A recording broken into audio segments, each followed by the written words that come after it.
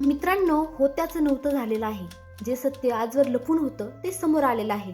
मित्रांनो, अर्णवला सगळं काही समजलेलं आहे की ईश्वरीच्या आईने माझ्या बाबांना कसं फसवलं आणि त्यामुळे माझ्या आईचा कसा जीव गेला. त्यामुळे आता अर्णवला सगळं काही स्पष्ट समोर दिसत आहे. ईश्वरी बिचारी रडत आहे आणि भीक मागत आहे, कारण तिलाही माहित नाही की खरंच तिच्या आईची चूक आहे की नाही. परंतु आता जेव्हा अर्णव ईश्वरीला शोधत येत असतो तेव्हा तो नेमका तिथे ड्रॉवर वर ठेवलेला फोन आणि फोटो पाहतो. ईश्वरीचं लक्ष नसतं, परंतु अर्णवचं लक्ष जातं आणि तो फोटो पाहतो आणि त्याच्या पायाखाली जमीनच सरकते. त्याला वाटतं की ही ईश्वरीची आई आणि माझे बाबा. बापरे. आणि आता तो फोनमधलं रेकॉर्डिंग सुद्धा ऐकतो की आई आई अगं किती दिवस लपून ठेवणार हे, सांग ना मला, हे कसं झालं, कसं शक्य आहे हे, असं तसं. त्यामुळे आता अर्णवला खूप राग येतो. अर्णव बोलतो की ईश्वरी काय हे, म्हणजे तुझ्या आईने आतापर्यंत लपून ठेवलं आणि तुझ्या आईमुळे माझ्या आईचा जीव गेला.